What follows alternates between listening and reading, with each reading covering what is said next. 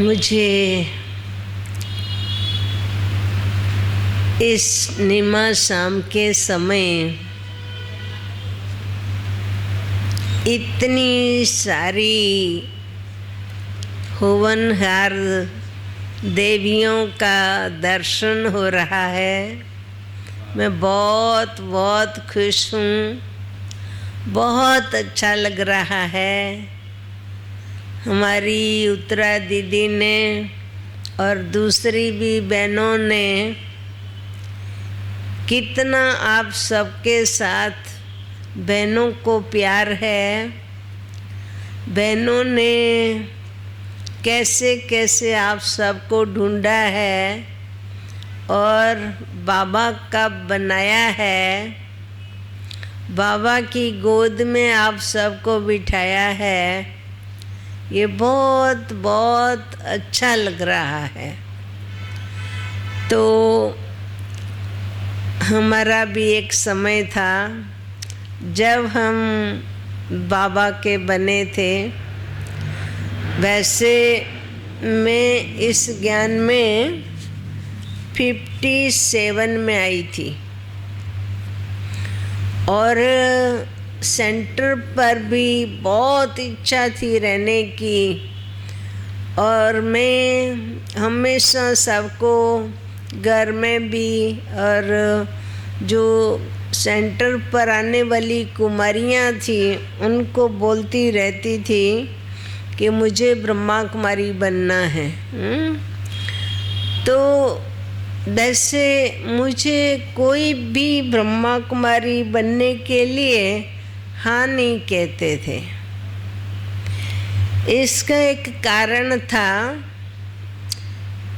क्योंकि मैं सबसे पहले तो बोलती नहीं थी और दूसरा मैं पढ़ी लिखी नहीं थी। तीसरा मुझे कोई काम भी नहीं करने आता था। तो सभी ऐसा सोचते थे कि सेंटर पर आके क्या करेंगी। तो वो लोग ऐसा ही कहते थे कि आप घर में रहो, रोज सेंटर पर आओ, सेवा करो, क्लास करो और जाओ। तो मेरे को बहुत दुख होता था कि ये लोग मना क्यों करते हैं, मुझे क्यों नहीं कहते हैं कि भले सेंटर पर रहो। पर मैं जानती भी थी कि मुझे कुछ आता ही नहीं है तो मुझे कौन रखेगा और कैसे मैं रहूँगी। एक बार मुझे ख्याल आया कि चलो मैं मम्मा बाबा को लेटर लिखवाती हूँ। तो जो क्लास में आती थी बहनें उनको ही बोला कि मैं आपको लेटर लिखवाती हूँ, आप लिखिए। तो हमने लेटर लिखाया कि मैं 11 साल की हूँ और मेरा नाम कैलाश है। मैं हिमाचल प्रदेश के रहने वाली हूँ और मैं पढ़ी लिखी नहीं हूँ, मैं बोलती भी नहीं हूँ, मुझे कुछ आता भी नहीं है और मुझे ब्रह्मा कुमारी बनना है। तो बाबा मम्मा मैं ब्रह्मा कुमारी बन सकूँगी या नहीं। तो मम्मा बाबा ने लेटर पढ़ा और कहा भले बच्ची मन योग करो तो आप ब्रह्मा कुमारी बन जाएंगी। जब दीदी ने ये लेटर सुनाया तो मेरे को बहुत खुशी हुई। दीदी कहीं बाहर गांव जा रहे थे तो कृष्णा दीदी थी जलंधर के, मैं जलंधर हुशियारपुर में रहती थी। तो जब मैंने ऐसे कहा तो मेरे को ना इतनी खुशी ब्रह्मा कुमारी बनना है ऐसे नहीं, मुझे इतना नशा चढ़ गया कि बस मैं ब्रह्मा कुमारी बन चुकी हूँ और मैं सेंटर पर ही रहती हूँ, ऐसे मुझे महसूस होने लगा। और मैं बहुत जल्दी सब कुछ सीखने लगी कैसे झाड़ू लगाना, कैसे सब्जी काटनी है, कैसे बर्तन साफ करने हैं, ये वो जो जो दीदियाँ बोले वो मैं करती थी। फिर जब दीदी आए तो दीदी ने बोला कि कैलाश बहुत खुश दिखाई देती हो। मैंने कहा जी। कि क्यों खुश हो? मैंने बोला बाबा ने लेटर लिखा है ना। बोला अरे बुद्धू, आपको तो खुश करने के लिए बाबा ने लेटर लिखा है, सचमुच थोड़ी तो ब्रह्मा कुमारी बनेंगी। तो ना मेरे को बहुत दुख हुआ कि बाबा मम्मा भी खाली खाली बोलते हैं। तो वहाँ मैं शांत हो गई। बोला कैलाश बहन ब्रह्मा कुमारी बनेगी ना तो 1-2 महीने के बाद तू वापस घर आएंगी, तो पहले से घर पे रहो ना। आप ब्रह्मा कुमारी बन कर के नहीं रह सकेंगी। पर वास्तव में जो दीदियाँ या क्लास के भाई बहन बोलते थे वो सच्ची बोलते थे, झूठ नहीं।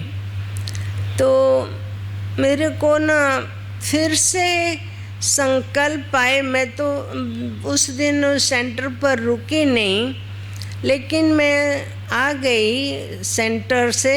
बीच में व्यास नदी होती थी, इस और सेंटर, बीच में व्यास नदी, इस और हमारे घर। तो सेंटर से आ गई, नदी पार करके किनारे पर बैठ गई योग करने। बैठी रही काफ़ी घंटे हो गए। फिर भाई हमारे जो भाई थे वो बुलाने आए कि कैलाश मना घर पे माता जी बुला रही है, चलो। तो फिर हम गए और फिर से वही लड़कियों को बुलाया और उनको बोला कि शायद बाबा मम्मा ने जो मैंने लेटर लिखा था उसको शायद अच्छी तरह नहीं समझा होगा। मेरा पूरा परिचय मैंने नहीं दिया था, इसलिए बाबा ने लिख दिया कि बच्ची ब्रह्मा कुमारी बनेगी। तो मैं डिटेल अपना परिचय लिखा करके फिर से लेटर भेजना चाहती हूँ। उन्होंने बोला भले। मैंने कहा जो जो मैं बोलूँ ना वो लिखने का। तो फिर से मैंने बहनों को बोला और लिखाया कि मेरा नाम कैलाश बहन है और मैं हिमाचल प्रदेश में रहती हूँ और मेरी उम्र मना 11वां साल चालू है और मैं बोलती नहीं हूँ, मेरे को कुछ आता नहीं है और मैं पढ़ी लिखी भी नहीं हूँ। और सभी मेरे को, मेरे भाई बहन माँ बाप वगैरह सब ऐसा कहते हैं कि आप सेंटर पर जाएंगी तो वापस 1-2 महीने के बाद घर पे आएंगी, आप ब्रह्मा कुमारी नहीं बन सकेंगी। तो मम्मा बाबा मैं ब्रह्मा कुमारी बनूंगी या नहीं वो मुझे बताओ।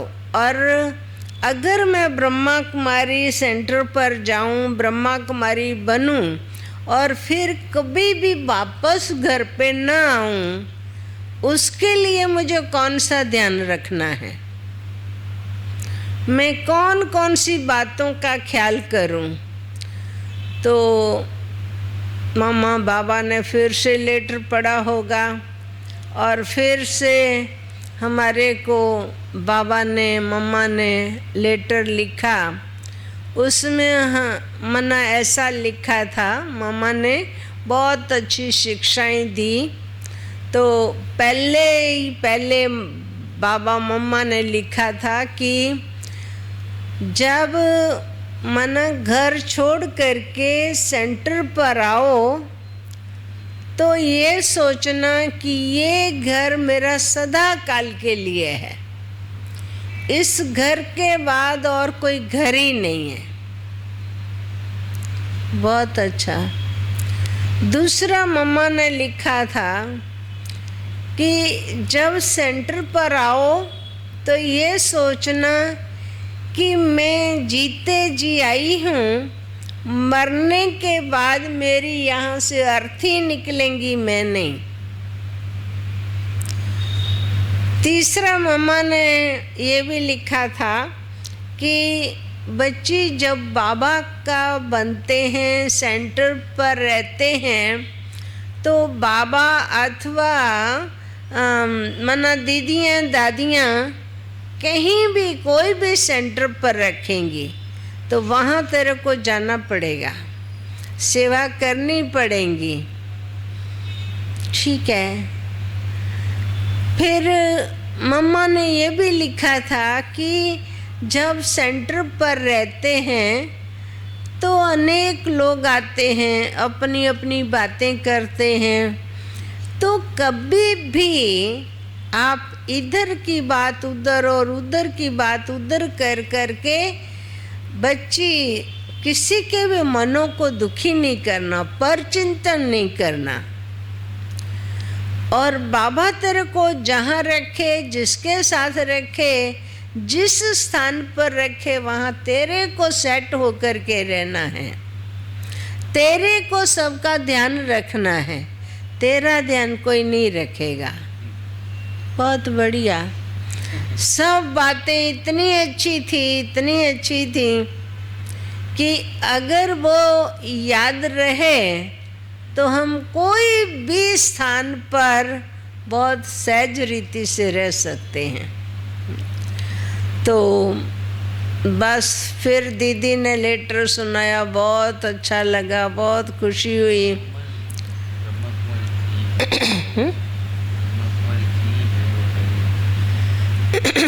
बहुत खुशी हुई। मम्मा ने ये भी लिखा था उसमें कि बच्ची, हमने जो लिखा था ना कि बनूंगी या नहीं बनूंगी, तो मम्मा ने बहुत अच्छा लिखा कि बच्ची तू पहले भी ब्रह्मा कुमारी थी, है और सदा ब्रह्मा कुमारी बन के रहेंगी। तो वरदान भी मम्मा से मिल गया, बाबा से। फिर तो बहुत खुश हुई और मैं सोचूं कैसे जाऊं। हमारे घर वाले ऐसा सोचते थे, तो सबके घरों वाले सोचते हैं कि बस हम हमारी लड़की को बड़ा करें और फिर शादी करें, ससुराल भेज देवें। तो हमारे भी बड़े भाई और भाभी और ताऊ जी ऐसा कहते थे कि हमारे घर में 6-7 पीढ़ियों के बाद लड़की हुई है और बहुत खुशियाँ मनाई थी और बहुत खुश थे और खूब धाम धूम से शादी कराएंगे। लेकिन जैसे जैसे हम सेंटर पर जाने लगे, हमारे को ऐसा कि नहीं, हमारे को तो ब्रह्मा कुमारी बनना है, हमारे को तो ब्रह्म, कितनी अच्छी जीवन है, कितनी ऊंची जीवन है। और हमारे जो पिताजी थे वो बहुत भक्ति भाव वाले थे, उनके गुरु भी बहुत अच्छे थे, गुरु बहुत अच्छी शिक्षा देते थे। वैसे तो हमारी ना वो जो जन्म पत्री बनती है ना, उसमें ऐसा लिखा हुआ था कि ये लड़की बहुत भाग्यशाली है और बहुत छोटी उम्र में सन्यासी बनेंगी। और दूसरा ऐसा लिखा था कि बहुत कम उम्र में मर जाएंगी। तो ये तो सब वो लिखा हुआ था। और मना उसके बाद जब हम मीन्स बाबा को देख रहे थे कि कैसे सेंटर पर जाऊं, कैसे बाबा की सेवा करूं, तो और गुरु के पास जब गए तो गुरु जी को मैं ऐसे हाथ नहीं जोड़ती थी, माथा भी नहीं टेकती थी। गुरु जी तख्त पर बैठे हुए होते थे, सब बहन भाई दूर से ही, ऐसे तख्त होता था बड़ा, और उसके तख्त पर बैठे हुए होते थे और हम लोगों को ऐसे तख्त पर हाथ रखने का, माथा टेकने का और आगे। तो मैं वो नहीं करती थी। तो हमारे पिताजी को बहुत खराब लगता था कि इतनी छोटी लड़की है, कितना अभिमान है इसको, गुरु को माथा नहीं टेकती है। पर मेरे को होता था कि गुरु भी तो भाई है ना। तो और गुरु की कथा में आता है कि 100 ब्राह्मणों से उत्तम कन्या। तो फिर एक बार हमारे को थोड़ा नाराज हुए पिताजी, इनडायरेक्ट नाराज हुए। हम लोग सामने सामने पिताजी से कभी ऐसी बात नहीं करते थे। तो जब पिताजी मना घर पे आए हुए थे और पिताजी की 24 घंटे की ड्यूटी थी, तो जाने वाले थे और बोला कि आप लोग जल्दी तैयारी करना, सुबह को जल्दी गुरुजी के पास, बहुत दूर गुरुजी रहते थे, तो लगभग 2-2.5 घंटा रास्ता में लग जाता था।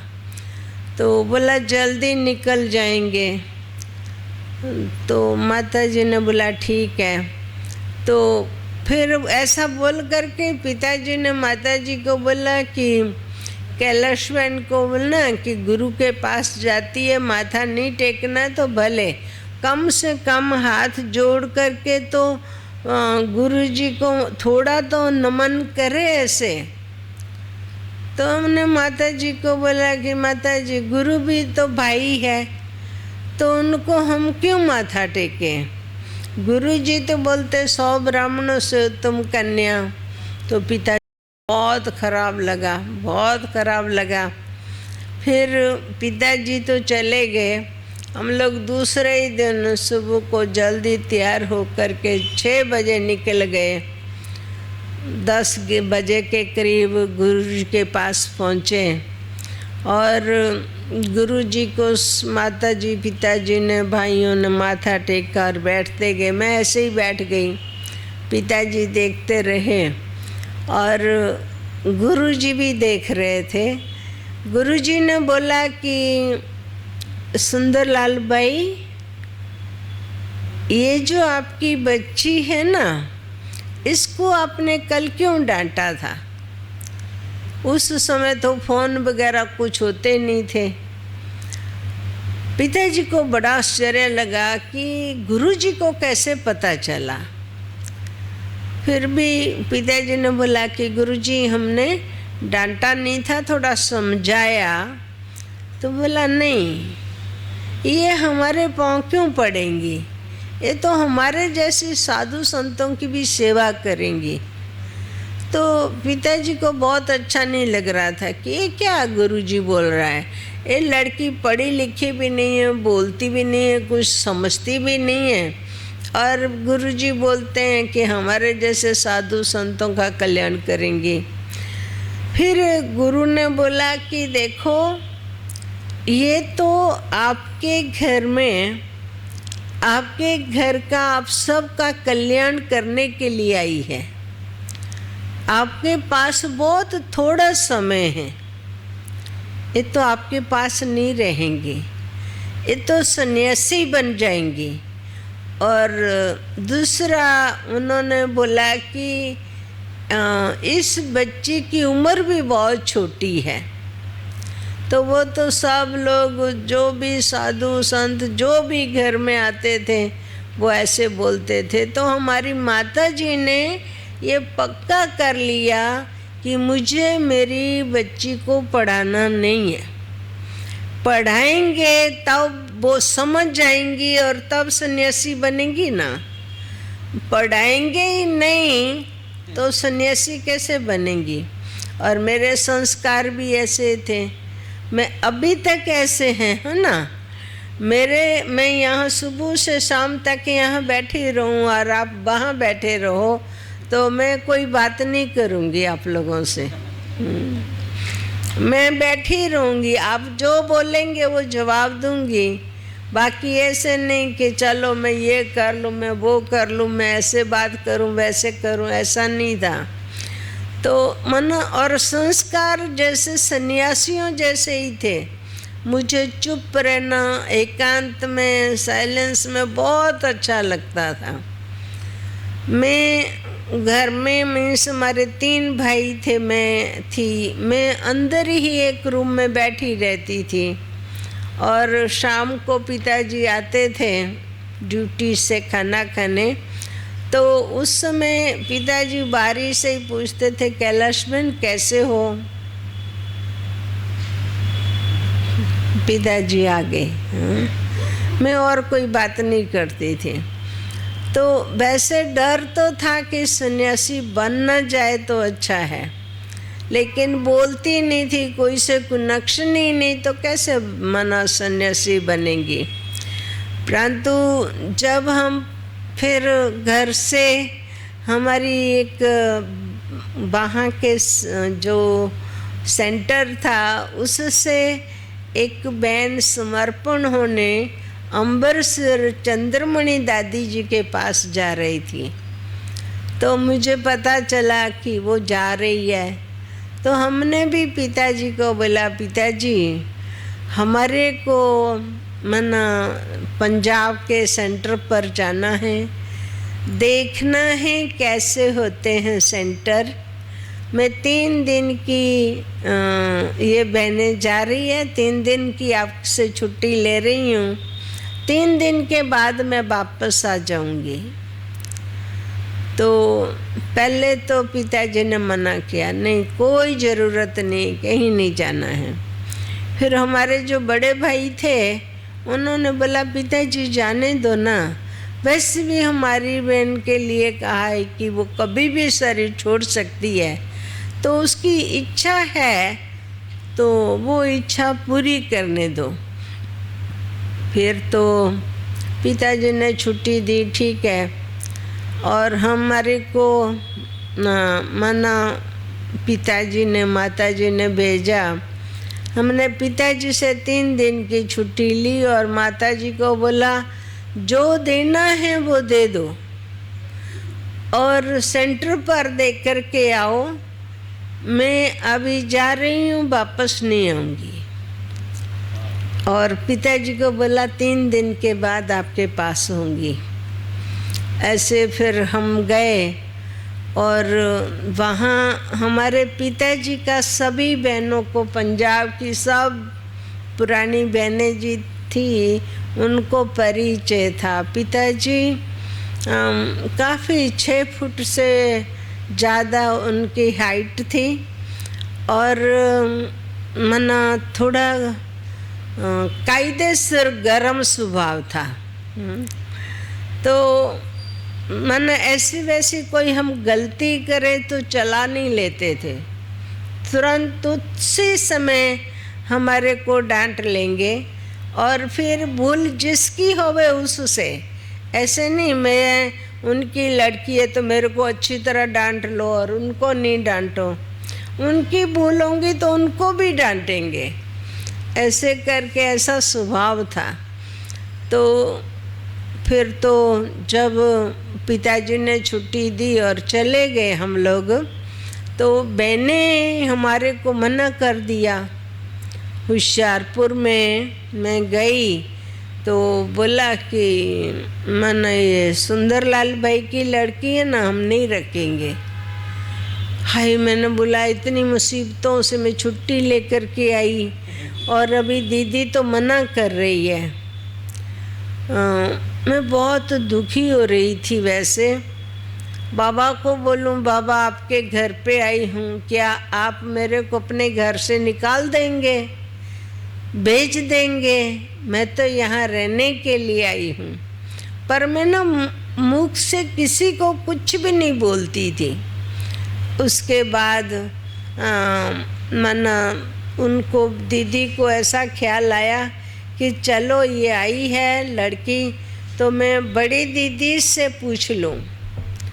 तो फिर बड़ी दीदी से, राज दीदी से बात की कि दीदी यहाँ पर वो लड़की आई है और फलानी माता लेके आई है, तो 3 दिन के लिए आई है, लेकिन उसको रखूं या नहीं? बोला कोई अर्जानी कुमारी है, रख लो। फिर तो मुझे रखा 3 दिन। दीदी कुछ भी काम बताती रहती थी, ये करो वो करो, ऐसा करो वैसा करो। तो जो जो बोलती थी ना वो करती रहती थी। तो बहनों को ऐसा अच्छा लगा कि कितनी अच्छी लड़की है, चुप है, बोलती नहीं है, कुछ नहीं, और जो बोलो वो काम करती रहती है चुपचाप। तो दीदियों को अच्छा लगा कि बेचारी इतनी अच्छी है तो उसको रखना चाहिए। तो जब मेरे को 3 दिन के बाद जो माता लेने आने वाली थी उसके कुछ ने शरीर छोड़ा, तो वो अम्बरसर से ही सीधी चली गई और मैं वहीं रही। फिर दीदी, बड़े दीदी, राज दीदी भी आए, उन्होंने भी देखा। बोला ये बच्ची गई नहीं? तो कि नहीं माता जी, तो कोई ने शरीर छोड़ा तो वहाँ से चली गई है और इसको यहीं रहना अच्छा लगता है। तो दीदी ने बोला भले रख लो इसको, अच्छी है बच्ची, शांत है। फिर तो वहाँ रहती थी, कभी कभी जलंधर भी जाती थी, कुछ ज़्यादा सेवा होवे तो, बाकी होशियारपुर ही रहती थी। वहाँ से फिर बाबा को, मम्मा को भी मिलने गई थी।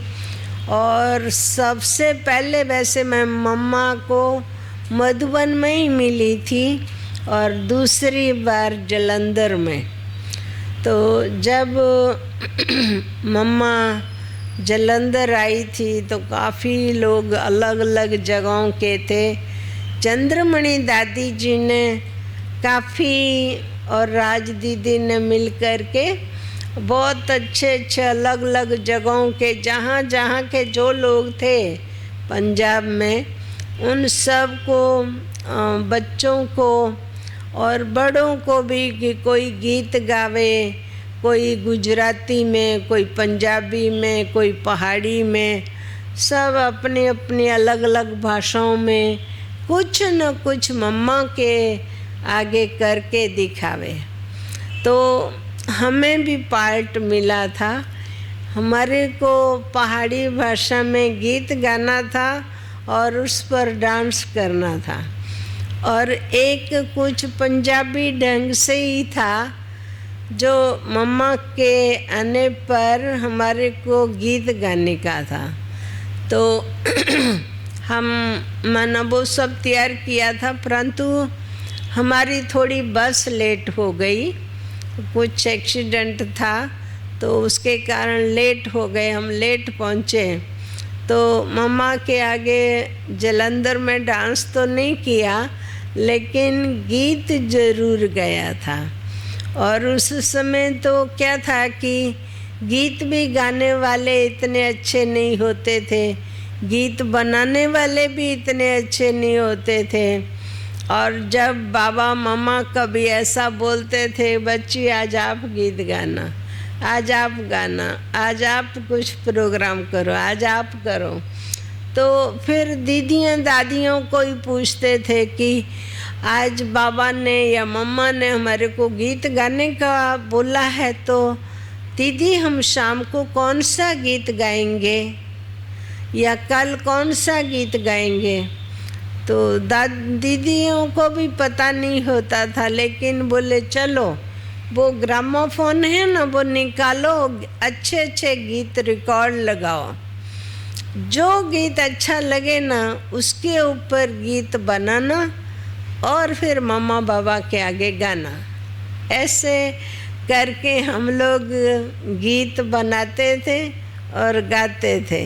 तो हमने भी ये रिकॉर्ड सुन कर के ही मम्मा के ऊपर गीत बनाया था।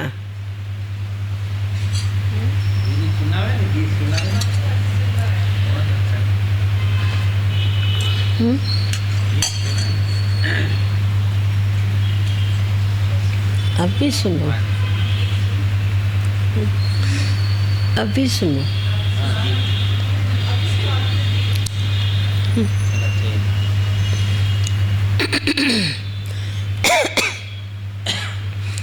तो हमने ना गीत, वो गीत है ना,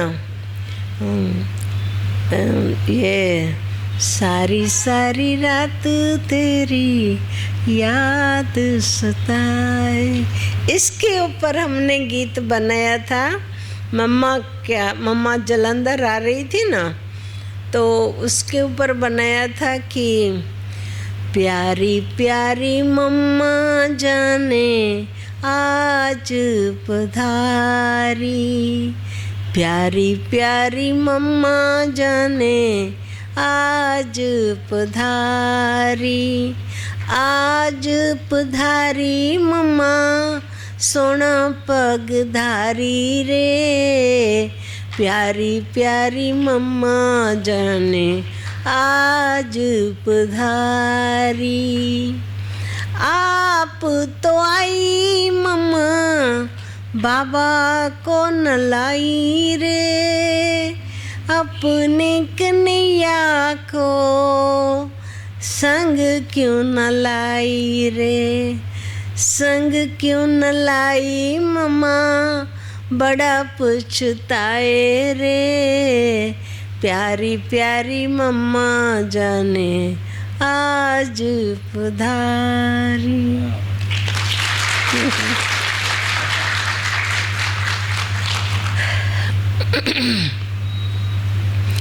फिर हम लोग जब जलंधर से आबू गए बाबा को मिलने के लिए, तो हमारे जो कृष्णा दीदी थे उन्होंने पहले कुमारियों का परिचय दिया, और जब मेरा नंबर आया तो बाबा को बताया कि बाबा ये कैलाश है, हिमाचल में रहती है और बहुत बोली है, अनपढ़ है, बोलती नहीं है, और बाबा ये ध्यान में जाती है। तो बाबा ने बोला अच्छा ये बच्ची ध्यान में जाती है जी बाबा। तो बाबा ने मना सबको जब सबसे मिल लिया, उसके बाद ऐसे बताया कि इस रास्ते से बाहर सबको भेजने के लिए दीदी रास्ता बता रही थी। और तब बाबा ने बोला कि बच्ची कल आप 10:30 बजे मना कल सुबह को 10:30 बजे बाबा को मिलने झोंपड़ी में आना। तो हमने बोला भले। फिर बाबा मेरे को देखते रहे, बच्ची ये सबको नहीं ले आना। बाबा को बोला भले।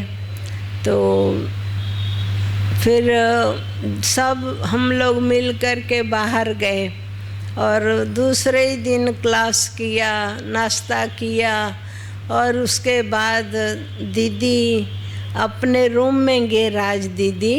तो मैं दीदी के ही साथ गई और उसी समय एक पार्टी दीदी को मिलने आई। तो दीदी उनसे बातचीत कर रही थी। तो पार्टी ऐसे बैठी से दीदी बैठी थी और यहाँ मैं बैठ गई थी नीचे ऐसे। तो दीदी तो ऐसे ही देख रही थी और बात कर रही थी। दीदी को तो ख्याल ही नहीं कि कैलाश यहाँ बैठी है। फिर दीदी ने से बात करते करते जब देखा तो बोला अरे कैलाश तू यहाँ बैठी है? जी दीदी। अरे बोला उठ तू जल्दी, सब बहनों के कपड़े इकट्ठे करके फटाफट अच्छी तरह धुलाई करना, अच्छी तरह साफ़ करना। हमने बोला जी। तो लगभग दीदी को 10:15 बजे के करीब ख्याल आया कि तू जा कपड़े धुलाई कर ले। तो हम लोग जब जलंधर पंजाब से माना वो होशियारपुर से कहाँ से जाते थे, तो माना 2 दिन के मैले कपड़े इतने गंदे कि कपड़े का कलर पता ना चले, इतने गंदे हो जाते थे। तो बहुत गंदे थे। तो हम फटाफट सबके कपड़े लिए और बाथरूम में धोने गई। फटाफट 0 का गोला होता था, पता ही नहीं चले कि अच्छे धुले हैं या मैले हैं। धुलाई करके और ऊपर सुखाने गई छत पर। तो देखा कि कोई कपड़ा तो बहुत मैला है, कई अच्छे थे। तो जो अच्छे धुले हुए थे वो सुखा दिए, बाकी जो मैले थे वो नीचे लेके आई। तो बाथरूम में धोने नहीं गई, लेकिन जो बाबा का शांति स्तंभ है ना, उसके इस और कोने में अभी भी वो नल है, 2 नल है। तो वहाँ पर हम कपड़े रख दिए और ऐसे ऐसे साबुन लगा करके घसने लगी और सोचती थी जल्दी जल्दी कपड़े धुलाई करके हम बाबा के पास जाएंगे। तो बाबा और कुछ दादियाँ दीदियाँ और बाबा के साथ चक्कर लगा रहे थे, ऐसे सैर कर रहे थे। तो लच्छू दीदी ने देख लिया कि कैलाश कपड़े धुलाई कर रही है। तो फिर बाबा को बोला, बाबा कैलाश तो कपड़े धो रही है। तो बाबा ने बोला कि बच्ची कोई भी आवाज़ नहीं करना, धीरे धीरे बच्ची के पास चलो, बाबा भी चलते हैं। तो बाबा और दादियाँ दीदियाँ सब आई और मैंने तो नल खुला रखा था और घस रही थी ऐसे ऐसे और जल्दी जाना था बाबा के पास। तो बाबा ने आकर के ना ऐसे आंखें बंद की। जब आंखें बंद की तो मेरे को अच्छा नहीं लगा कि ये किसने आंखें बंद कर दी, मेरे को जल्दी बाबा के पास जाना है और किसी ने आंखें बंद कर दी। फिर ऐसा है ना कि जब नाम लेते हैं और वो ही अगर व्यक्ति होवे तो आंखें खोल देते हैं ना। तो मैं बोलने लगी राज दीदी है, विमला दीदी है, कृष्णा बहन है, आशा बहन है, ऐसे ऐसे सबके नाम लूँ, किसी ने आंखें नहीं खोली। और तो मैं तो बरोबर परेशान हो गई, बहुत परेशान होकर के मैंने बोला कि आखिर भी है कौन बाबा। तो बाबा ने आंखें खोली और बाबा ने बोला बच्ची सभी देहधारियों को याद करने के बाद लास्ट बाबा याद आया।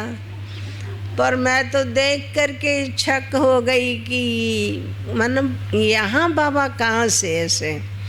फिर बाबा ने अपने ही वो हमारे हाथ पकड़ करके नल पर हमारे साबुन वाले हाथ थे तो धुलाई कराए, अपने रुमाल से पोंछे और फिर बाबा ऐसे करके यहाँ से पकड़ करके और ले चले झोंपड़ी की ओर। फिर जब रास्ते में जा रहे थे तो बाबा ने बोला कि बच्ची कपड़े धोती धोती क्या सोचती थी। तो बाबा को बोला कि बाबा मैं कपड़े धोती धोती यही सोचती थी कि मैं फटाफट कपड़े धो करके और आपके पास आ जाने वाली थी। तो बाबा ने 10:30 बजे आपके पास आ जाने वाली थी। तो बाबा हंसने लगे। बाबा ने बोला अरे बच्ची 10:30 क्या 11:30 पौने 12 हो गए हैं।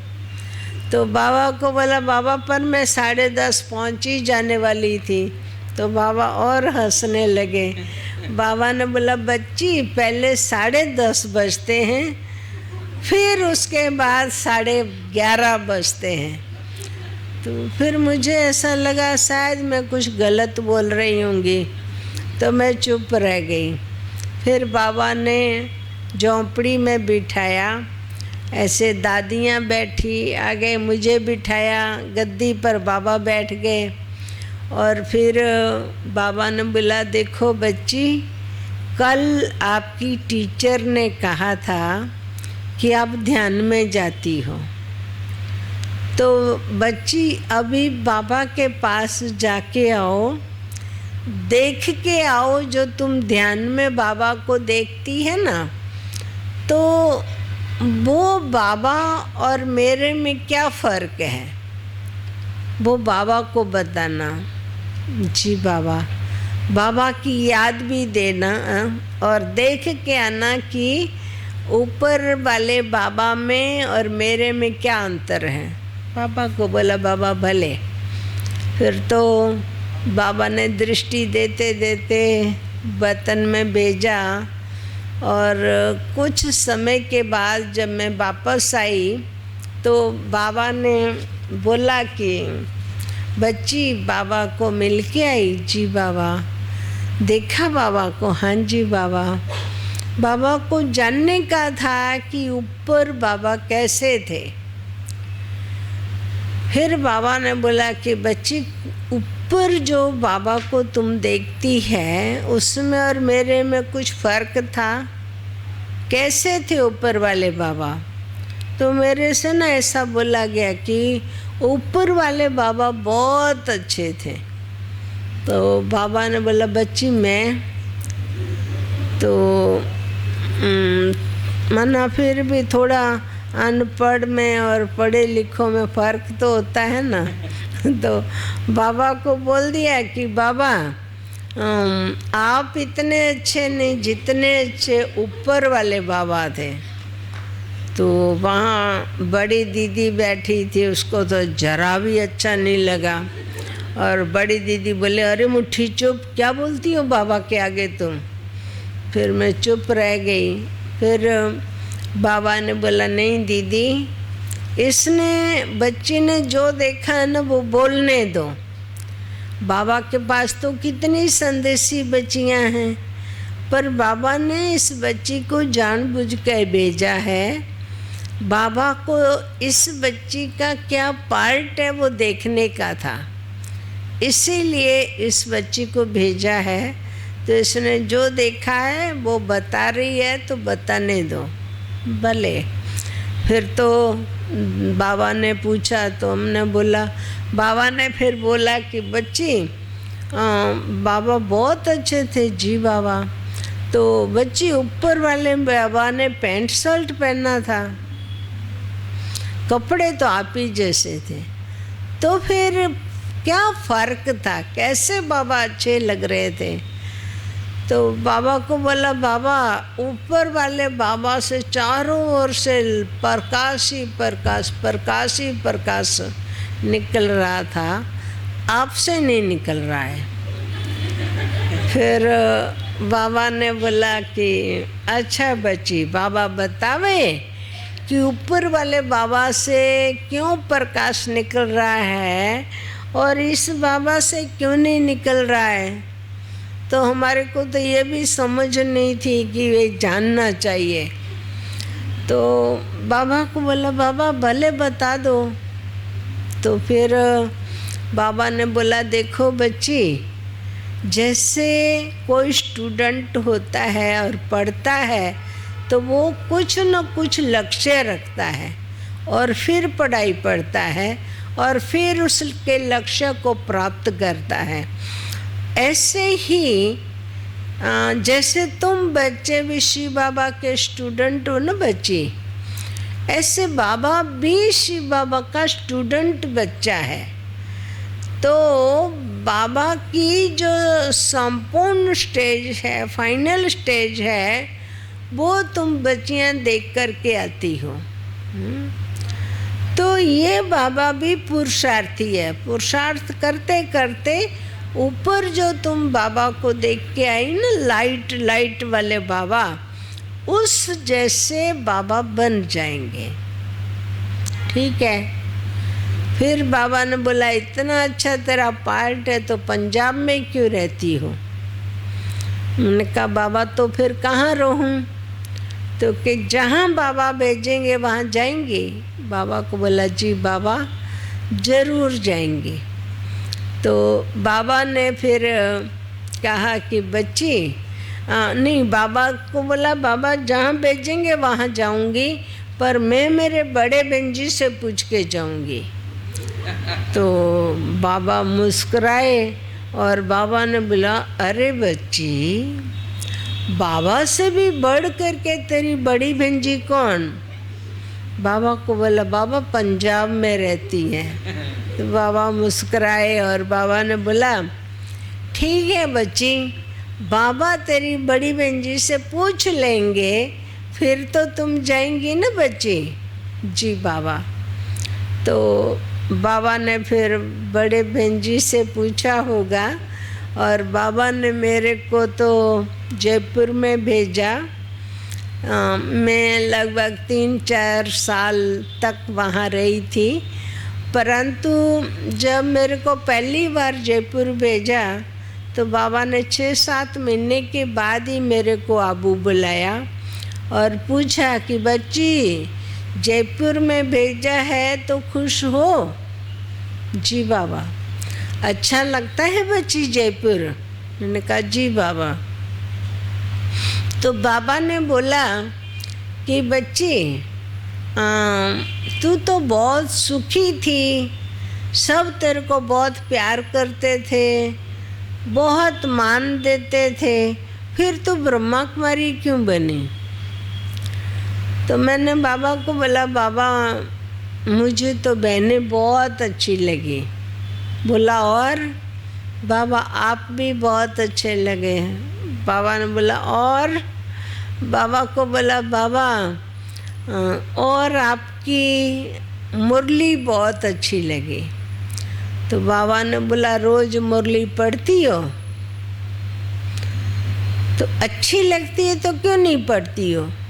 तो बाबा को बोला बाबा मेरे को तो मुरली पढ़ना नहीं आती है, मैं पढ़ी हुई नहीं हूँ, मैं स्कूल गई नहीं हूँ। तो फिर बाबा ने बोला कि देखते रहे बाबा और बोलने लगे कि बच्ची पढ़ना तो बहुत था, पढ़े क्यों नहीं?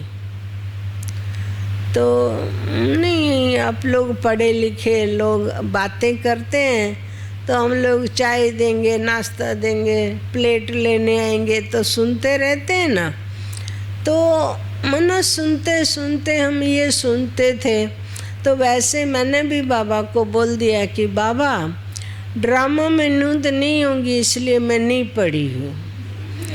तो बाबा मुस्कराए और बाबा ने बोला कि देखो ये कितनी भोली बच्ची है, भगवान का दिया हुआ ज्ञान भगवान को ही सुना रही है।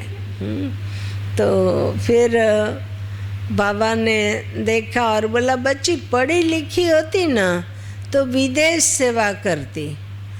तो उस समय देश क्या और विदेश क्या वो भी हमें तो पता नहीं था। फिर बाबा ने ये भी कहा कि बच्ची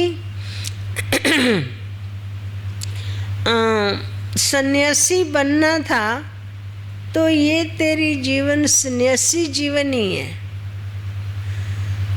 फिर बाबा ने कहा कि बच्ची आप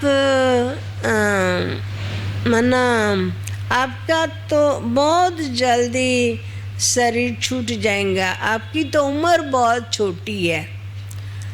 तो ना मेरे को बहुत अच्छा लगा और मैंने बाबा को बोला कि बाबा मैं कैसे मरूंगी? तो बाबा ने बोला बच्चे कुछ नहीं, काम करते करते सो जाएंगी और मर जाएंगी। तो मेरे को और ज़्यादा अच्छा लगा। हमने बाबा को बोला कि बाबा आप मिले हैं उसकी मेरे को खुशी है, पर मरने की बहुत बहुत खुशी है। तो बाबा ने बोला बच्ची आप तो सेंटर पर रहती हो ना? मैं जी बाबा। तो बच्ची कोई दुख है, कोई तकलीफ है, कोई कुछ तेरे को बोलता है ना, तो मरना क्यों चाहती हो? तो मेरे को पता ही नहीं था मरना खराब होता है कोई। तो बाबा को बोला बाबा मैं मरूंगी ना तो दूसरा जन्म लूँगी और छोटी बच्ची बनूंगी और फिर मैं बहुत पढ़ूंगी और फिर बहुत सेवा करूंगी। तो बच्ची पढ़ने के लिए मरना चाहती है? जी बाबा। बच्ची पढ़ने के लिए मरना चाहती है? जी बाबा। बाबा ने बोला बच्ची पढ़ने के लिए थोड़ी मरना होता है, तेरे को बाबा पढ़ाएंगे। बच्ची बाबा की शाम के टाइम बाबा सभी बच्चों के आए हुए जो लेटर होते हैं वो बाबा सुनते हैं और दूसरे दिन उन बच्चों को उत्तर लिखते हैं। तो बच्ची उस समय थोड़ा टाइम निकाल करके आपको पढ़ाऊँगा। तो को बोलती थी कि बाबा नहीं, मेरे को नहीं पढ़ने आएगा और पढ़ने के लिए तो मुझे दूसरा जन्म लेना ही होगा। बाबा ने बोला नहीं बच्ची, आप बाबा की ऑफिस में आना 5:30 बजे के करीब, और बाबा तेरे को पढ़ाएंगा। फिर बाबा ने खूब फोर्स किया, तो हम शाम को गए तो बाबा के पास 4-5 बहनें बैठी हुई थी।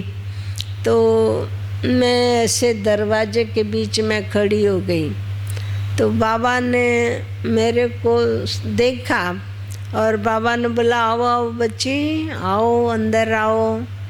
तो फिर हम अंदर थोड़ा ऐसे खड़ी हुई दरवाजे अंदर की साइड।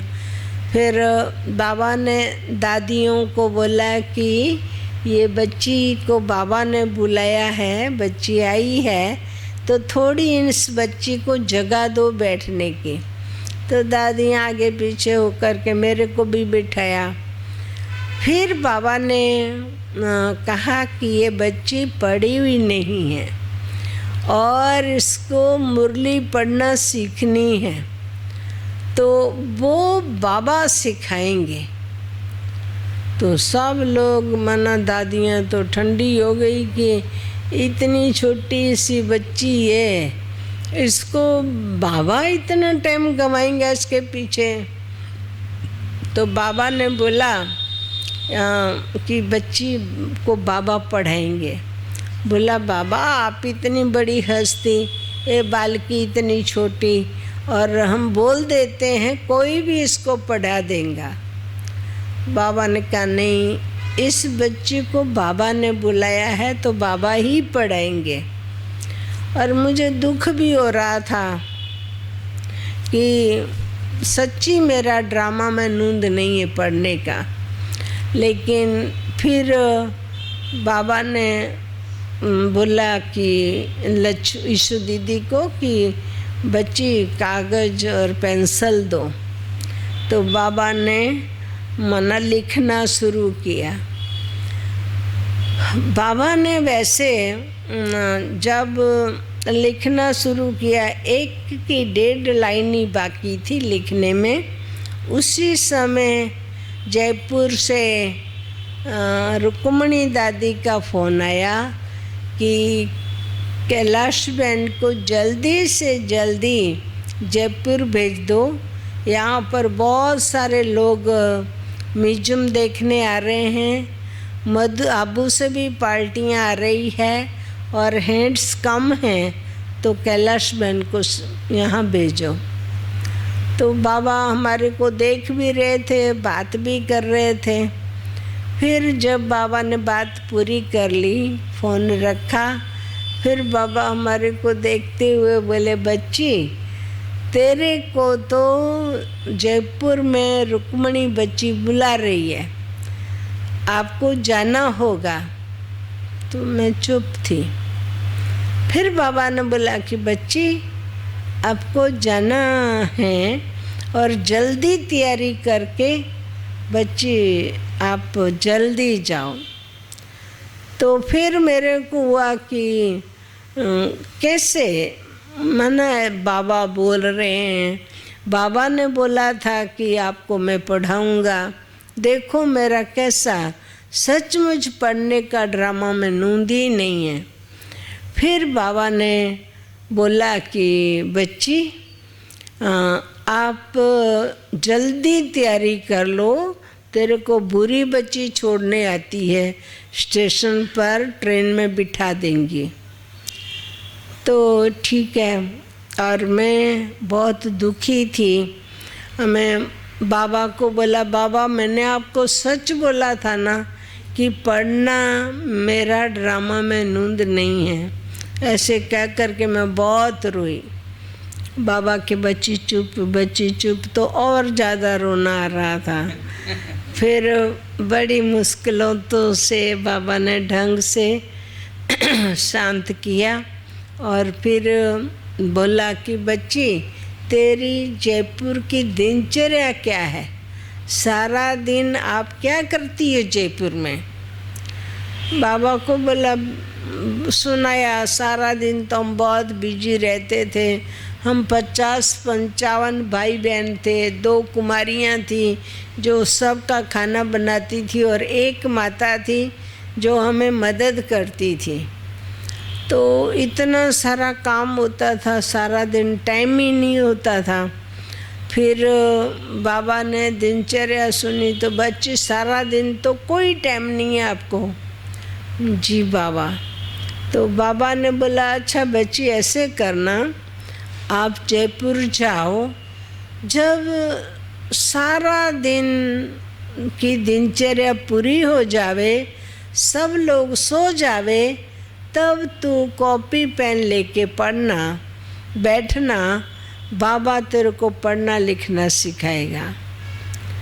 परंतु किसी को बोलना नहीं बच्ची कि बाबा मुझे पढ़ाने वाला है।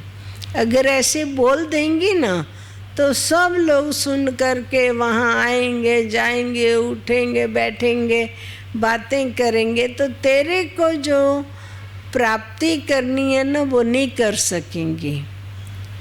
ठीक है, वैसे भी मैं किसी से बोलती तो थी नहीं, पर फिर बाबा ने हमारे को जयपुर भेजा। दिनचर्या अनुसार मना पूरा हुआ और सब लोग हम लोग सोने गए। हम 5 बहनें साथ में सोती थी। तो सब सो गई, मैं देखती रही और मेरे को नींद ही ना आवे। मैं बहुत प्रयत्न करती थी सोने का, पर नींद ही ना आवे। और मेरे को ऐसे ही ख्याल चले कि कैसे बाबा ने बोला है, कैसे बोला है, ऐसे कैसे। बाबा तो मधुबन में रह गया और शिव बाबा ऊपर और मैं जयपुर में, मुझे शिव बाबा कैसे पढ़ाएंगा।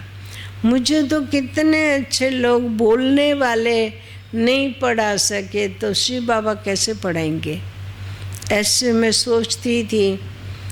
फिर बाबा ने जैसे मेरे को बोला था उस अनुसार हमने आनंद किशोर दादाजी से एक कॉपी और पेंसिल दी थी उन्होंने, तो वो लेके रखी थी। और जब सब सो गए तो फिर मैं रात्रि को दादी जी की ऑफिस में ही बैठी और बाबा को याद करती रही। याद करते करते बाबा ने बतन में बुलाया, तो इस ओर से मैं जा रही थी, सामने से बाबा आ रहे थे। तो उस समय बाबा ने मना मुस्कुराते हुए कहा कि बच्ची आप तो बहुत चिंता करती हो। बाबा को बोला बाबा आपने ऐसे बोला था कि शिव बाबा को पढ़ाएंगे, तो बाबा शिव बाबा मुझे कैसे पढ़ाएंगे। तो बाबा मुस्कुराए और बोला ठीक है बच्ची, रोज बाबा मधुबन से तेरे को पढ़ाने आएंगे, फिर तो तू पढ़ेंगी ना बच्ची। बाबा को बोला जी बाबा। तो मेरे को ये पता नहीं था कि जो साकार बाबा है उसकी संपूर्ण स्टेज मुझे ऊपर दिखाई देती है। मैं ऐसा समझती थी कि सच्ची बाबा मधुबन से यहाँ आ जाते हैं, तो मेरे को ऐसा ही लगा। तो मैंने बोला भले मैं पढ़ूंगी। फिर बाबा ने हर रोज़ रात्रि को मना 15-20 मिनट या 10-15 मिनट, पता नहीं कितना समय बाबा बतन में रखते थे और ऐसे करके पढ़ना लिखना सिखाया था। बाबा आप लोगों की तरह नहीं लिखाने पढ़ने के लिए नहीं बताया था, लेकिन मन शिव बाबा ऐसे लिखना, जॉइंट अक्षर बाबा ने बताए थे। शिव बाबा ऐसे लिखना, ब्रह्मा बाबा ऐसे, ज्ञान योग ऐसे जॉइंट अक्षर बाबा ने 8-9 दिन तक रात्रि को 20 मिनट या 15 मिनट ऐसे करके सिखाया था। बाकी स्कूल में नहीं गई थी।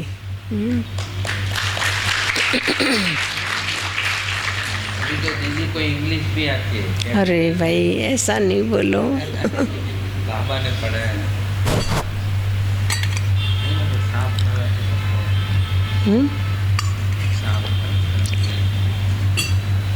सांप वाला आपके पिताजी नहीं आए फिर आपको लेने? हैं? आपके पिताजी नहीं आए आपको लेने सेंटर पर? नहीं, उन्होंने फिर बुला लिया था, परंतु मैं लगभग 1-1.5 साल के बाद गई थी घर, क्योंकि कई लोग ऐसा सोचते थे कि लड़की भाग गई है। तो फिर जब हमारे को पता चला तो फिर हम गए, तो फिर वहाँ सबको बोला कि भाई हम तो ब्रह्मा कुमारी सेंटर पर गए हैं और मैं हमेशा हमेशा के लिए यही जीवन बनाना चाहती हूँ, और पिताजी की छुट्टी लेकर के गई थी। फिर और वैसे सबसे पहले पिताजी ही ये ब्रह्मा कुमारी सेंटर पर गए, उसके बाद हम लोग गए थे। पिताजी का इतना ज़्यादा बंधन नहीं था, ताऊ जी का बड़ा बंधन था, लेकिन फिर धीरे धीरे तो छुट्टी दे दी। मैं जब होशियारपुर सेंटर के पास सेंटर पर रहती थी, और ये जो कृष्णा दीदी है ना अम्बाला वाले, वो हमारी टीचर मेन थी। तो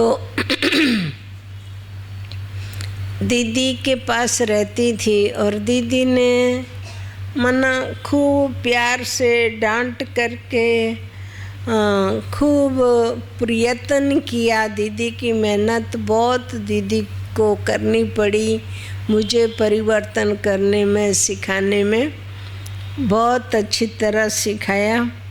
तो जब मैं उनके ही पास थी होशियारपुर में, तो एक बार दीदी ने मेरे को बोला कि कैलाश भोग बनाना है। तो मेरे को सब भोग नहीं बनाने आते थे, और मैं थी भी छोटी सी ही और सीख रही थी अभी। तो दीदी ने आधा भोग बना दिया था, आधा ही थोड़ा बाकी था। तो दीदी ने बोला कि ठीक है, मैं किसी को योग में बिठाती हूँ, और मेरे को बोला तू रिकॉर्ड लगाना। मैंने बोला जी। तो मेरे को पढ़ने नहीं आता था ना उस समय, तो दीदी रिकॉर्ड निकाल करके हर रोज़ दे देती थी, रख देती थी। कैलाश बहन पहले ये लगाना, फिर ये लगाना, फिर ये इतने तो रिकॉर्ड लगाएंगे ना तो आधा घंटा हो जाएगा। फिर सफ़ेद लाइट कर देना, लाल से सफ़ेद करनी पड़े ना, तो वो आधे घंटे के बाद करना होती थी ना, तो हमारे को तो घड़ी देखने ही नहीं आती थी। तो बाबा जो है ना, वो दादियाँ जो हैं वो ऐसे रख देती थी, और हम उस रीति से लगाते थे। तो सबसे ऊपर उन्होंने गीत की ट्यून रखी, तो वो ट्यून वाला जो गीत था वो था मेरे मन डोले मेरे तन डोले। तो दीदी ऐसे कि लड़की योग करा रही थी, 100 भाई बहन लगभग 20-25 बैठे हुए थे, और मैंने रिकॉर्ड लगाया मेरे मन डोले मेरे तन डोले। और ऊपर ना ऐसे कुछ बरली जैसी थी, ट्रेन की पटड़ी होती है ना, ऐसे ढंग की बरली थी। वैसे मकान थोड़ा पुराना तो था पर अच्छा था। तो वहाँ से पता नहीं कहाँ से वो बेचारा सांप आया, और ऊपर जब आया ना तो ऐसे करके सिर पर पड़ा, एकदम ठंडा ठंडा लिसा लिसा, और ऐसे से गिर करके मेरी गोद में पड़ा। जब गोद में पड़ा ना, वो ऐसे करके हो गया, और वो अपने आप ही लिपट गया, जैसे गोल गोल हो गया ऐसे। और फिर वो ऐसे से करता रहे, ऐसे से करता रहे, और मैं भी उसको देखूं। हाथ मेरे को डर तो लगा ना, यहाँ ही गोद में पड़ा, तो मैंने हाथ ऐसे कर लिए और उसको देखती रही। और जैसे रिकॉर्ड पूरा होने पर होवे तो मैं फिर से चाबी दे के वही रिसीवर फिर से रख देती थी। तो मेरे को पता नहीं चला ना, एक ही एक रिकॉर्ड लगा रही थी, मेरे मन डोले, मेरे तन डोले। तो मना कितना समय हुआ वो मालूम नहीं। फिर काफ़ी समय के बाद क्या हुआ कि वो ऐसे ऐसे करता था ना, तो उसको देखते देखते मैं चाबी भरना भूल गई और रिकॉर्ड बंद हुआ। बहन के मना वो क्लास वालों को पता नहीं चला, पर वो हमारे को दृष्टि दे रही थी ना बहन जी, संदली वाली, तो वो उसने देख लिया कि एकदम लस लस करता वो ऐसे पड़ा ना सिर पर, तो वो उठी बेचारी। मैंने बोला नहीं, संदली से नहीं उठते हैं। तो उसने सोचा हो सकता है संदली से नहीं उठते होंगे बैठने के बाद, तो वो बैठी रही। पर योग तो बाबा से कैसे लग सकता है, हाँ? उसका योग भी बेचारी का सांप के ही साथ था और मैं भी उसको ही देख रही थी। तो फिर से मैंने रिकॉर्ड लगाया चाबी भर के, और जब वो ऊपर चढ़ रहा था ना, तो फिर से उसको ऐसे गिरा के और मैं दीदी को बुलाने गई। आधा पौना का घंटा हो गया था। तो जब गई दीदी के पास, तो दीदी कौन नाराज होगा, सब नाराज होते हैं ना। तो दीदी को भी खराब लग रहा था कि कैलाश को शायद ये रिकॉर्ड अच्छा लगता है, ये ट्यून अच्छी लगती है, तो वही का वही ट्यून वो बजा रही है। पर इसको अच्छा लगता था तो क्लास के बाद बजाना चाहिए ना, क्लास में ये रिकॉर्ड लगा रही है। तो फिर मैं दीदी के पास गई कि दीदी क्लास में सांप गिरा है। तो मैं ना पहाड़ी भाषा में बोलती थी कि सांप गिरा है, तो दीदी को पहाड़ी भाषा तो आवे नहीं।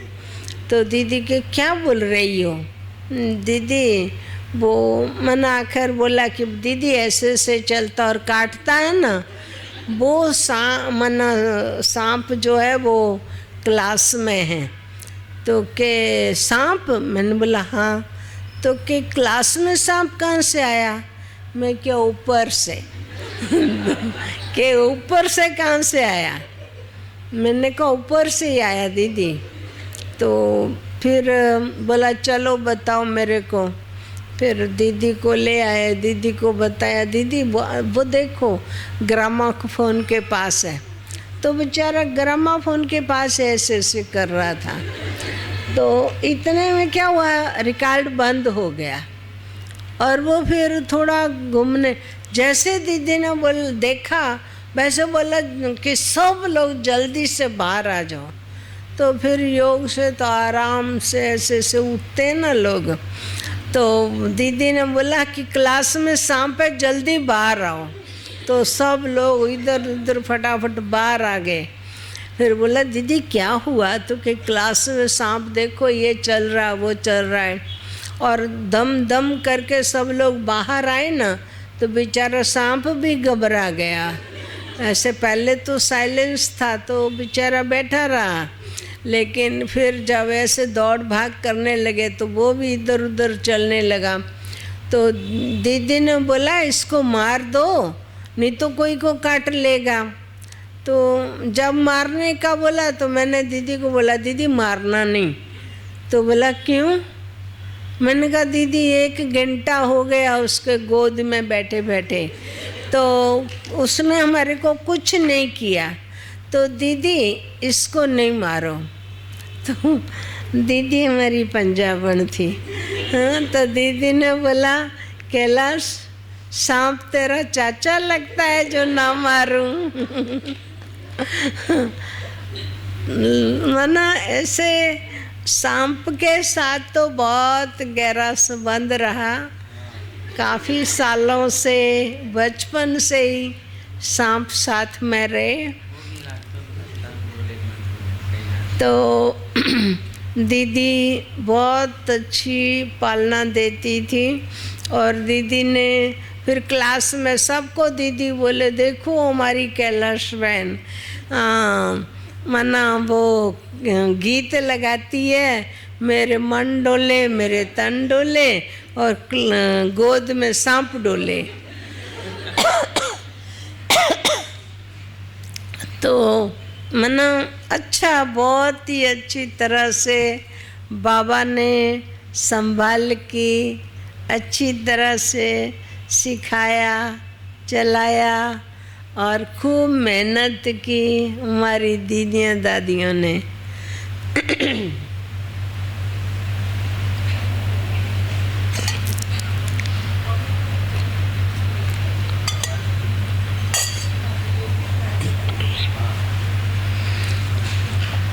वैसे बाबा मम्मा की बहुत बहुत पालना मिली। भले कुछ भी नहीं आता था पर फिर भी दीदियाँ दादियाँ सिखाती थी। मैं आपको एक छोटा सा अनुभव सुना रही हूँ। वैसे तो आप सबका टाइम अभी हो रहा है शायद, लेकिन दीदी 8 बजे तक टाइम दिया है, तो आप लास्ट के 5 मिनट योग कराएंगे और उसमें फिर योग में ही आप दृष्टि देके आपसे टोली लेके जाएंगे। भले। तो आप अभी 10 मिनट सुना सकते हैं। हमारे पास गांधीनगर में एक लड़की थी 8 साल की। उसको गले में टॉन्सिल हो जाते हैं ना, तो वो थे। तो मन्ना दवाइयाँ करते थे, परंतु फिर बहुत ज़्यादा जब हैरान करने लगे तो डॉक्टरों ने बोला अभी ऑपरेशन करना पड़ेगा। तो एक दिन मन्ना निश्चित किया और ऑपरेशन का रखा। तो जब ऑपरेशन करने की लड़की जा रही थी तो बोला मैं 2 मिनट बाबा को याद करके फिर जाती हूँ। तो सेंटर पर आई, योग किया और फिर ऑपरेशन के लिए गए और ऑपरेशन हो गया। हमारे को बताया कि दीदी अच्छी तरह ऑपरेशन हो गया। भले हम उस दिन अहमदाबाद दीदी के पास जा रहे थे, कुछ सेवाएं थी, तो हम लोग दीदी के पास चले गए। और जब वो बच्ची शाम को उठी तो उसको ब्लड की वॉमिटें होने लगी और फिर उसने मना उसके डॉक्टरों को बुलाया कि भाई ब्लड की वॉमिट हो रही है। तो उन्होंने बोला कि ऑपरेशन करते समय थोड़ा खून अंदर चला गया होगा, इसीलिए ब्लड की वॉमिट हो रही है। तो बोला अभी ठीक हो जाएंगी, लेकिन ठीक नहीं हुआ, ब्लड की वॉमिटें हो ही रही थी। फिर डॉक्टरों को बुलाने गए कि भाई ये तो अभी तक कितनी सारी ब्लड की वॉमिटें हो रही है और बच्ची का कलर भी चेंज हो गया है, क्या करें। उस दिन गांधीनगर में डॉक्टर्स की मीटिंग थी, तो वहाँ से भी डॉक्टरों को बुलाया, सब देखा क्या है, क्या किस कारण से इतना ब्लड निकला। तो कुछ पता नहीं चल रहा था और लेते देते बच्ची सीरियस हो गई। और फिर डॉक्टरों ने देखा तो उन्होंने यही जवाब दिया कि मना अभी 2.5-3 घंटा ही बच्ची है और अभी हम कुछ नहीं कर सकते हैं। भगवान कुछ चमत्कार करे तो ठीक है, बाकी बच्ची अभी हमारे हाथ में नहीं है। तो उसका बाप तो बहुत रो रहा था, बहुत दुखी हो रहे थे माँ बाप। तो उन्होंने ना फिर सरला दीदी जी को अहमदाबाद फ़ोन किया कि ऐसे ऐसे हमारी लड़की बहुत सीरियस है, सारी कहानी सुनाई। तो दीदी बाबा से पूछो ना। तो फिर हम वहीं बैठे हुए थे, तो दीदी ने बोला कि जल्दी आप बाबा से पूछ कर के आओ, ऐसे ऐसे वो बच्ची आपकी मना सीरियस है। तो मैंने बोला मैं जाती हूँ। दीदी ने बोला नहीं जाना नहीं है, पहले तो पूछ, फिर फ़ोन कर, मैसेज दो, उसके बाद जाना। जाने में तो बहुत टाइम चला जाएगा, तब तक तो लड़की ख़त्म हो जाएंगी। भले। तो फिर दीदी ने जैसे बोला वैसे हम लोग बाबा के पास गई। तो बाबा ने ये बताया कि ये जो बच्ची है, बच्ची का ऑपरेशन करते समय अंदर की नस कट गई है और बच्ची को अब ब्लड चढ़ाओ और नस को बांध दो तो बच्ची बच जाएंगी। फिर जैसे बाबा ने बोला वैसे हमने फ़ोन करके उस बहन को बोला कि आप लिखती जाओ, जो मैं बोल रही हूँ वो लिखो और जो लिखा हुआ लेटर होवे ना वो उसको दे के आना कागज हॉस्पिटल में। तो के भले। तो मन सारा मैसेज हमने लिखाया और फिर वो हॉस्पिटल में बच्ची के माँ बाप को भेजा। जब बच्ची के माँ बाप को भेजा तो बाप ऐसे लेटर लेके पढ़ रहा था दरवाजे के बीच में। तो डॉक्टर आया, बोला क्या पढ़ रहे हो भाई साहब? तो वो तो रो रहा था ना, तो रोते रोते बोला नहीं जाता है ना, तो उसने लेटर ही दे दिया। जब लेटर दिया तो डॉक्टर ने फिर वो पढ़ा, बड़ा आश्चर्य खाया। लेकिन बाबा ने जो लिखा था वो डॉक्टर ने पढ़ करके फटाफट और डॉक्टरों को भी बुला लिया, पेशेंट को ऑपरेशन रूम में लिया और फिर से गला खोला, देखा तो सच्ची नस कट गई है। उन्होंने ब्लड चढ़ा दिया, नस को बांध दिया और फिर धीरे धीरे कुछ समय के बाद चेंजेस आने लगाऊंगा बच्ची का। तो उन डॉक्टरों ने ना ऐसे कसम खा ली कि जब तक हम बाबा को नहीं मिलेंगे ना तब तक हम घर नहीं जाएंगे, तब तक हम कुछ खाएंगे पिएंगे नहीं। तो वो बोले वो बच्ची के माँ बाप को कि हमारे को बाबा के पास ले चलो। बोला बाबा तो यहाँ है नहीं कोई।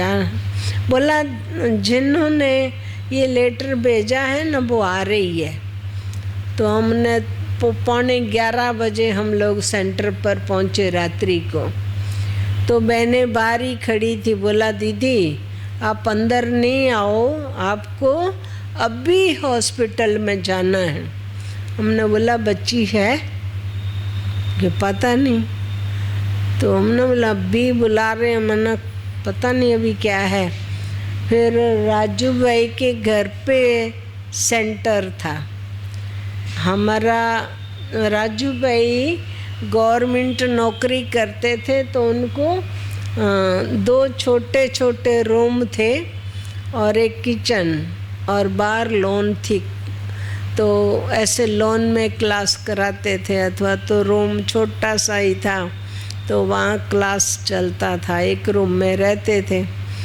तो राजू भाई की लेडीज साइकिल बहुत पुरानी मस्त जंक वाली, तो वो 82 की पता नहीं, तो पुरानी थी, तो जंक लगी हुई। तो फिर वो निकाली और हमने एक लड़की को बोला तू पीछे बैठ, मैं साइकिल पर, चलो हम दोनों चलती है। तो साइकिल पर गए, हॉस्पिटल में देखा तो काफ़ी लोग बैठे, फुल रूम भरा हुआ। मैंने कहा पक्का लड़की मर गई। फिर जैसे अंदर घुसे तो देखा कि ब्लड चढ़ रहा है। मैंने बोला बच्ची है, बच गई। तो फिर हम अंदर गए और काफ़ी 25-26 डॉक्टर और पेशेंट के माँ बाप संबंधी वगैरह सब थे। फिर तो अंदर जैसे गई वैसे ही बच्ची के पिताजी बोले कि डॉक्टर को कि ये दीदी आ गए, अब इनसे जो प्रश्न करने न वो करो। तो फिर वो डॉक्टर खड़े हुए, बोला बहन जी हमारे को अभी अहमदाबाद जाना है, बाबा को मिलने के लिए। अहमदाबाद में बाबा कहाँ से आया? अहमदाबाद में तो बाबा कोई है ही नहीं।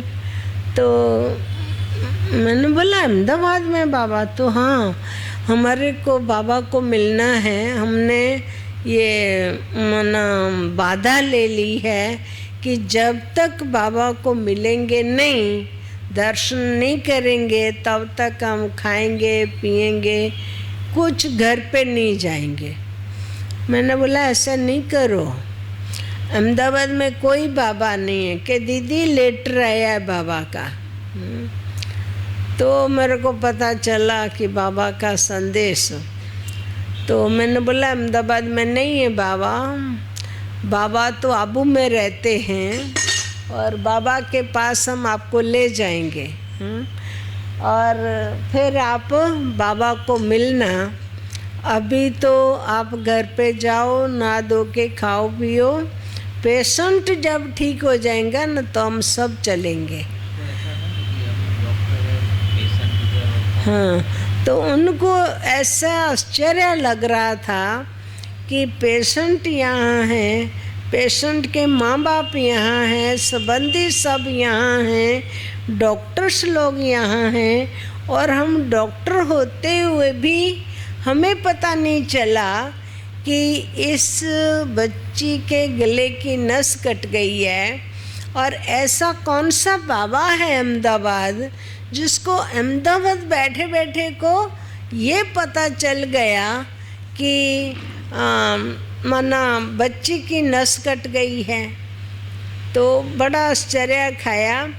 और तब से लेकर के अभी तक इतने अच्छे वो डॉक्टर्स सहयोगी है, अभी तक हम लोगों से कभी फी नहीं लेते हैं। और हाँ, लगभग 25-26 डॉक्टर आबू में 3 दिन की शिविर की थी।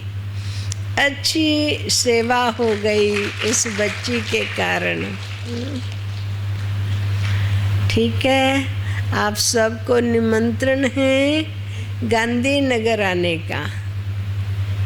ठीक है, जरूर आना। हमारी यहाँ की दीदियों को आप सब शिव शक्तियाँ मिलकर के लेके आना। ठीक है ना? बहुत ऊंची जीवन है आप सबकी, बहुत श्रेष्ठ जीवन है। देखो दुनिया भी देखती है और वंदन करती है कुमारी जीवन को। देखो कितना भी बड़ा हो वो भी कन्या पूजन करता है, कन्याओं की पूजा है ना। जैसे बताते थे ना कि 100 ब्राह्मणों से उत्तम एक कन्या। तो कितनी बड़ी बात है, कितना ये कुमारी जीवन का महत्व है। तो मना बाबा ने भी कुमारियों के ऊपर ही, कन्या माताओं के ऊपर ही बाबा ने ज्ञान का कलश रखा है। बाबा जानते हैं कि ये बच्चियां कलश संभाल सकती है। नहीं तो कोई ऐसे वैसे भाइयों को दे दो तो ऐसा होगा। लेकिन बहनें कलश को बहुत अच्छी तरह संभालती है। तो बाबा ने सारी जवाबदारी ही हम बच्चों को देख करके, कुमारी जीवन को देख करके, कोई झंझट नहीं है कुमारी जीवन में। निर्बंधन जीवन है, ऊंची पवित्र जीवन है। तो इस जीवन को देखकर कितने लोग खुश होते हैं। और ये जीवन बाबा ने हम बच्चों को दी है, इसलिए हमें तो कितना खुशी होनी चाहिए, कितना नशा रहना चाहिए कि बाबा ने हमारे को कुमारी बनाया है और इतने सारी दुनिया में से बाबा ने इतनी ऊंची सेवा के लिए पसंद किया है। ठीक है ना? इसलिए बहुत ऊंची जीवन है, बहुत श्रेष्ठ जीवन है। इस श्रेष्ठ जीवन को, इस जीवन के महत्व को हमेशा हमें याद रखना है और बाबा को बोलना चाहिए। हम करेंगे नहीं करेंगे जो भी है, लेकिन बाबा मेरे से क्या कराना चाहता है, एक तो वो जानना है और बाबा को ही बोल देना चाहिए कि बाबा मैं आपके पास हूँ, आपकी हूँ, आपको जो जो मेरे से कराना वो कराओ। मेरे में शक्ति नहीं है या मेरे में हिम्मत नहीं है या मैं अपनी शक्ति को नहीं जानती हूँ, पर बाबा तो सब शक्तियों को जानता है ना। तो बाबा को ऑफर करो, फिर बाबा को जो कराना होगा वो कराएंगा। पर एक बार हम बाबा को बोले तो सही। तो बहुत अच्छा है। और आप लोग तो देखो सब की सब कितनी पढ़ी लिखी, बाप रे बाप। बाबा ने हमारे जैसी बहनों का कल्याण किया, तो आपका तो क्या नहीं करेंगे।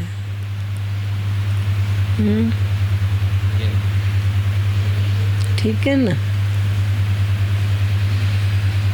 बहुत अच्छा, बहुत अच्छा। उत्तरा दीदी और उनकी साथी बहनें बहुत बहुत भाग्यशाली है कि कितनी सारी कुमारियाँ दीदी के पास है। दीदी आप सबको देख करके कितनी कितनी खुश होती होगी, और उनसे भी ज़्यादा बाबा खुश होता होगा। तो बस हम भी खुश रहें और खुशी खुशी से बाबा की सेवा में लग जाएं, है ना? ठीक है? भले। ओम शांति, ओम शांति, ओम शांति। बहुत बहुत थैंक्स दीदी जी का, बहुत सुंदर प्रेरणाएं। आपका अपना संपूर्ण जीवन ही हम सबके लिए प्रेरणा स्रोत है। तो एक बार पुनः इन कुमारियों की सभा में हम आपका बहुत बहुत थैंक्स करते हैं, दिल से आभार। आप में से किसी ने कोई प्रश्न पूछना है दीदी से? किसी को कोई प्रश्न आ रहा है मन में कि कुछ पूछना है? अगर आ रहा है तो एक बार हैंड रेज करेंगे। Thank you. दीदी ने सबको प्रश्नों से ऊपर पार कर दिया है। तो अभी हम योग करेंगे 5 मिनट, और उसके बाद आप ऐसे ही उठेंगे, पहले पहली लाइन, और ऊपर आकर दीदी से दृष्टि भी लेंगे और टोली भी लेके फिर प्रस्थान करेंगे। ऐसे भगदड़ नहीं मचाएंगे, लाइन वाइज लाइन उठेंगे, ऐसे जैसे बैठे बहुत शांति से।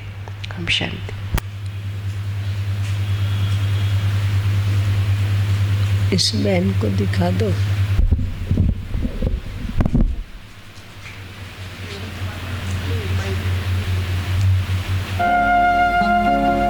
मीठे बच्चों, प्यारे बच्चों, ज्ञान की राह है न्यारी। मीठे बच्चों, प्यारे बच्चों, ज्ञान की राह है न्यारी। शिव पिता ने दी है तुमको, शिव पिता ने दी है तुमको श्रीमत कितनी प्यारी, श्रीमत कितनी प्यारी। मीठे बच्चों, प्यारे बच्चों, मीठे बच्चों, प्यारे बच्चों।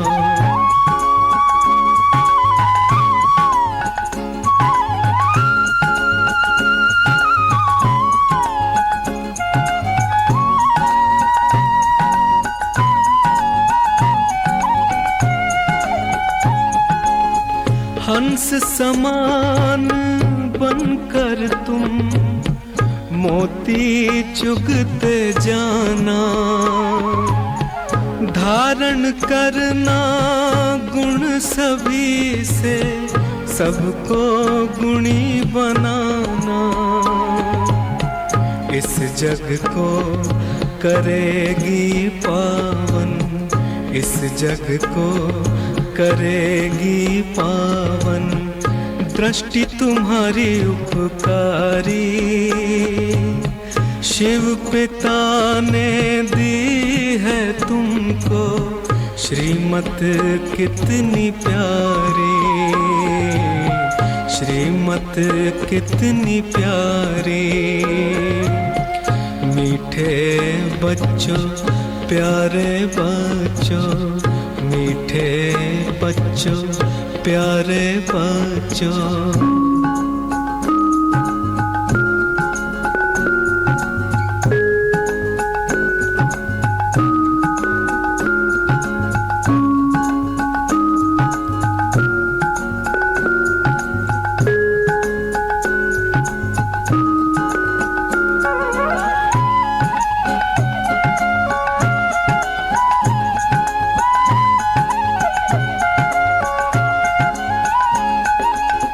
संगम युग का वर्षा यही है, शिव से मिलन मनाना। संगम युग का वर्षा यही है, शिव से मिलन मनाना। समय श्वास संकल्प सभी सेवा में लगाना। पवित्रता बरसाए जग में, पवित्रता बरसाए जग में, फरिश्ता झलक तुम्हारी, फरिश्ता झलक तुम्हारी। शिव पिता ने दी है तुमको, शिव पिता ने दी है तुमको श्रीमत कितनी प्यारी, श्रीमत कितनी प्यारी। मीठे बच्चों प्यारे बच्चों, मीठे बच्चों प्यारे बच्चों।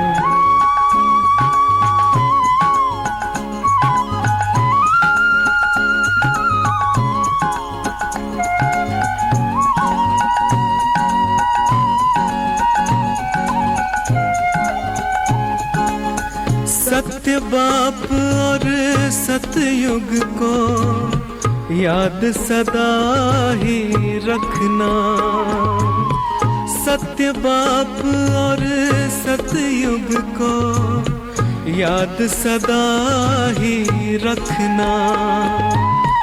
ब्रह्मा वत्सो नई दुनिया का नवनिर्माण है करना। दैवी ताज तख्त तुम लेना, दैवी ताज तख्त तुम लेना, बन के तिलक धारी। शिव पिता ने दी है तुमको, शिव पिता ने दी है तुमको श्रीमत कितनी प्यारी, श्रीमत कितनी प्यारी। मीठे बच्चों प्यारे बच्चों, ज्ञान की राह है न्यारी। शिव पिता ने दी है तुमको, शिव पिता ने दी है तुमको श्रीमत कितनी प्यारी, श्रीमत कितनी प्यारी, श्रीमत कितनी प्यारी।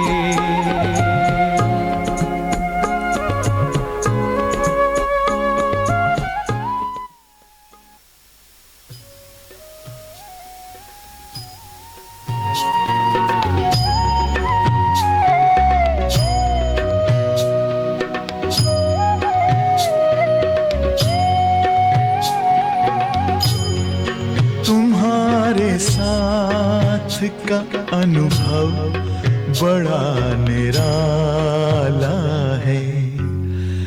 तुम्हारे साथ का अनुभव बड़ा निराला है। मिले न स्वर्ग में वो सुख लुटाने वाला है। तुम्हारे साथ का अनुभव बड़ा निराला है।